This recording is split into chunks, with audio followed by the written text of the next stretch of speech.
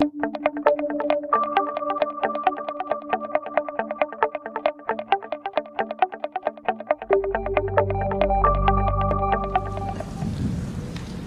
continuación, el profesor David Gordon nos va a hablar sobre el Directorio Mundial de Facultades de Medicina. ¿Qué significa el registro del Directorio Mundial?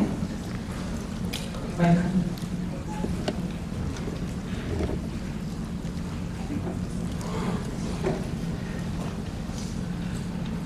A completely different subject, but not so completely different. But the World Directory of Medical Schools is something we've been engaged with for many years, and I thought it would be useful to have a brief word on how it works and what does it mean if your medical school is listed there. Now, I'm going to do this by introducing the idea of directories of medical schools, the World Directory and its predecessors, how we manage it, how it's sponsored, what it includes, what the information is and how it's presented, and things that we are thinking of changing. I'll talk about the most important subject: what does listing a school there mean? And what does it mean if you're not there? Or what does the listing not mean? And then a few examples. Now, it's not new to want to know where a doctor studied. I'm indebted for this example to my colleague Vivian Nutten, and the context is of a marketplace in the Roman Empire.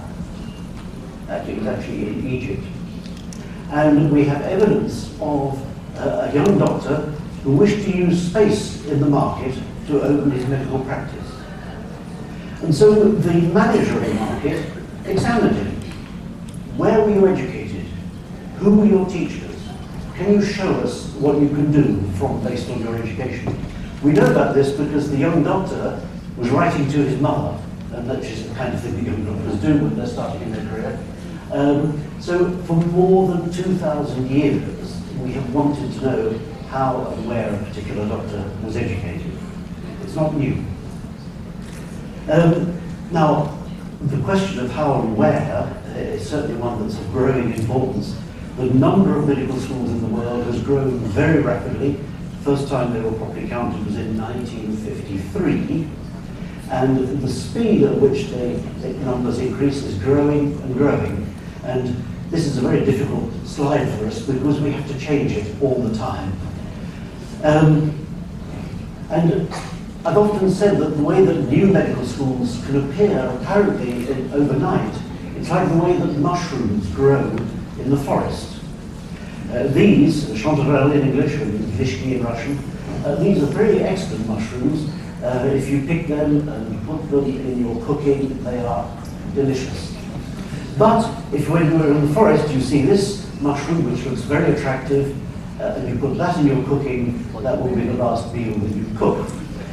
So new medical schools are like this. They may appear, and they actually may be very good, although they appear and be poisonous to their students and to the healthcare system. So the World Health Organization used to compile the World Directory of Medical Schools, and it stopped about 19 years ago. The reasons for its stopping are complex, to do with disagreement about the importance of the subject. But member states of WHO said, we need this information. So the World Health Organization approached us and said, will you please take this over?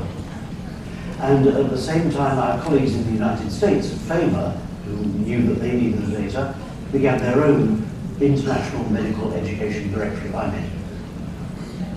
And the World Directory, as it is now, aims to include all medical schools in the world.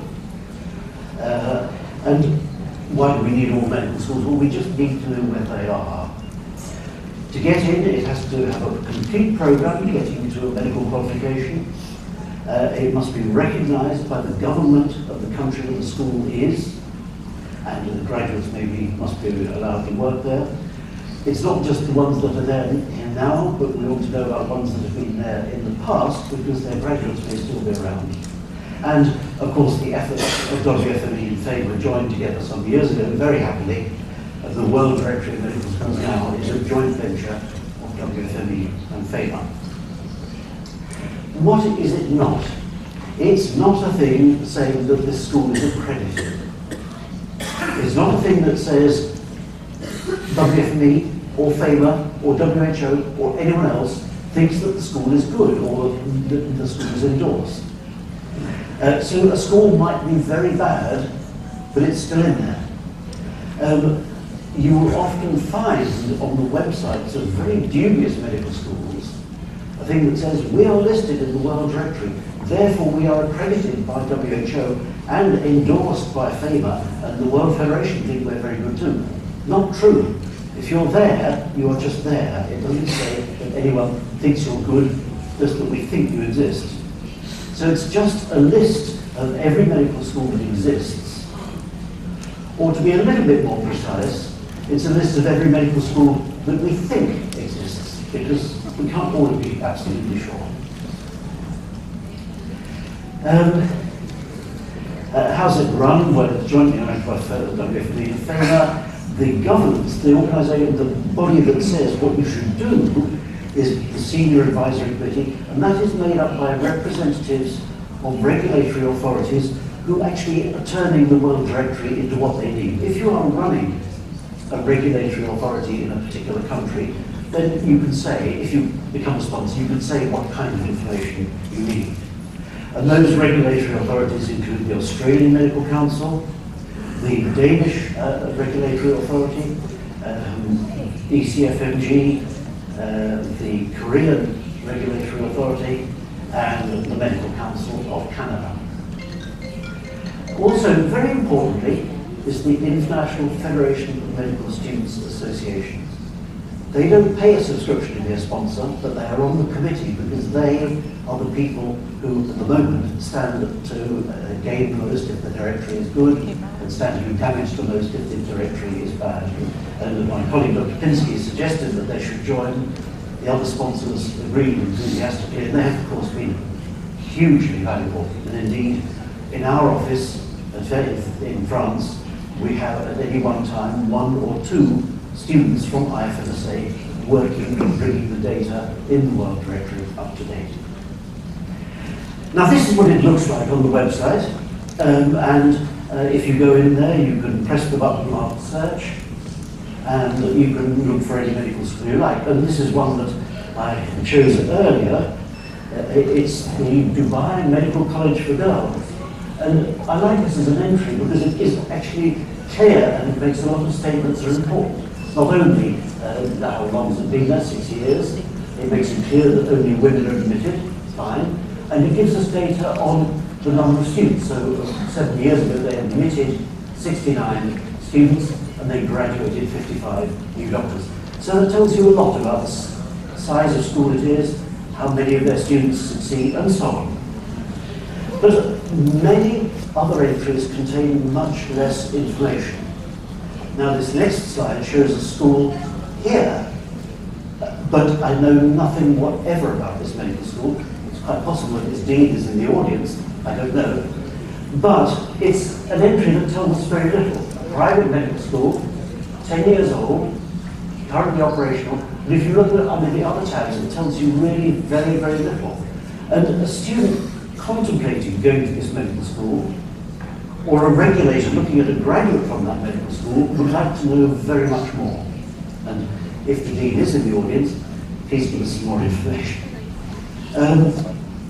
So there are things that we are planning and that we are considering doing. I'm not going to give you an exhaustive list, but for example, the things that I'm not going to mention are in pale time. We are going to think through and continue to think through the challenges of confirming that a new school actually exists.